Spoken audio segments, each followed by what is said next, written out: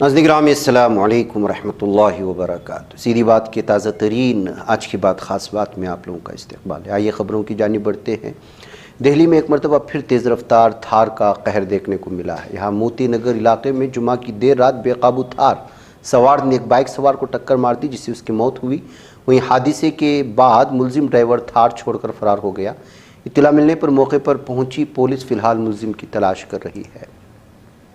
لوک سبھا میں حزب اختلاف کے قائد راہل گاندھی کے ذریعے لگائے گئے ووٹ چوری سے متعلق الزام نے الیکشن کمیشن پر سوالیہ نشان لگایا۔ اس درمیان الیکشن کمیشن نے مطلع کیا ہے کہ وہ کل یعنی اتوار کے روز 3 بجے پریس کانفرنس کرنے والا ہے۔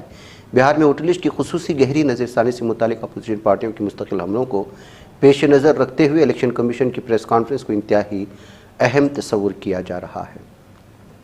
کانگریس ووٹ چوری کے خلاف جاری مہم کو دن بدن تیز کرتی ہوئی نظر آ رہی ہے۔ خاص طور سے سوشل میڈیا پر مستقل ایسی ویڈیوز اور پوسٹ جاری کی جا رہی جو عوام میں بیداری پیدا کرنے والی اور حقائق کو سامنے رکھنے والی۔ لوک سبھا میں حزب اختلاف کے قائد اور کانگریس رکن پارلیمنٹ راہل گاندھی نے اس مہم کو مزید تیزی دیتے ہوئے ایک نئی ویڈیو اپنے ایکس ہینڈل سے شیئر کر دی ہے۔ دہلی واقع منڈولی جیل میں اس وقت افراتفری کا ماحول پیدا ہو گیا جب پتہ چلا کہ قیدی گینگسٹر سلمان تیاگی نے مبینہ طور پر خود کو مار لیا۔ اس کی لاش جیل کے اندر پھندے سے لٹکی ہوئی ملی، جس نے پولیس محکمے کی نیند اڑا کر رکھ دی ہے۔ سلمان تیاگی مغربی اتر پردیش کا بڑا گینگسٹر تصور کیا جاتا تھا۔ وہ نیرج بوانا اور لارنس بشنوئی کے لیے کام کر چکا تھا۔ بہار میں اسمبلی انتخابات کی تاریخ کے اعلان سے قبل وزیر اعلیٰ نتیش کمار کے اعلانات کا سلسلہ جاری ہے۔ اب نتیش حکومت انٹرپرینرز اور کاروباریوں کے لیے خصوصی پیکج لے کر آئی ہے۔ نتیش کمار نے یوم آزادی کے موقع پر پٹنہ کے گاندھی میدان سے اس کا اعلان کیا۔ اس سلسلے میں انہوں نے سوشل میڈیا پوسٹ کے توسط اس کی تفصیلی جانکاری دی۔ ان کے تحت بہار میں نئے صنعت لگانے والوں کو اگلے 6 مہینے تک خصوصی سہولت دی جائے گی۔ ان میں کیپٹل سبسڈی، سود اور جی ایس ٹی میں چھوٹ، مفت زمین جیسی کئی سہولتیں شامل ہیں۔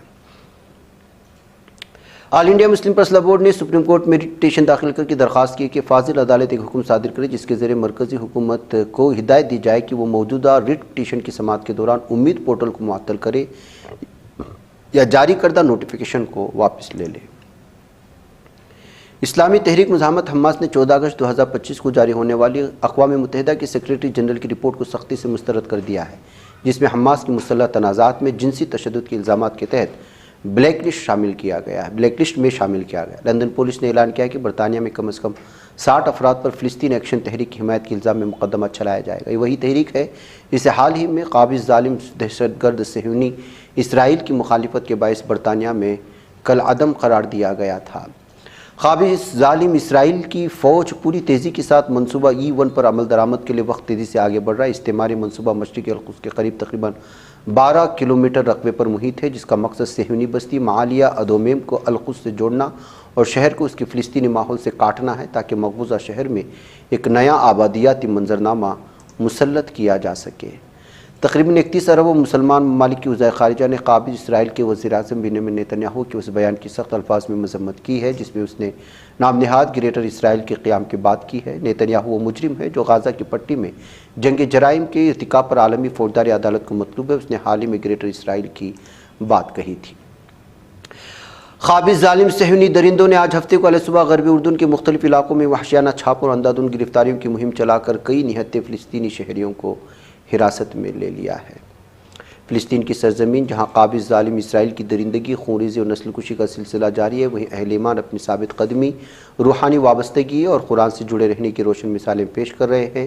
آج ہفتے کی صبح نابلس کی فضا قرآن کریم کی تلاوت سے گونج اٹھی جب ایک عظیم الشان قرآن محفل میں 1000 حافظ اور حافظات نے مل کر کلام اللہ کی تلاوت کا سلسلہ شروع کیا۔ ناظرین میں آج کی بات خاص بات میں اتنا ہے، پھر ملاقات ہوگی۔ السلام علیکم ورحمۃ اللہ وبرکاتہ۔ یہ چینل بات کرتا ہے اٹھا کے منہ بھی شاہوں سے، جہاں کو باخبر کرتا ہے یہ مفلس کی آہوں سے۔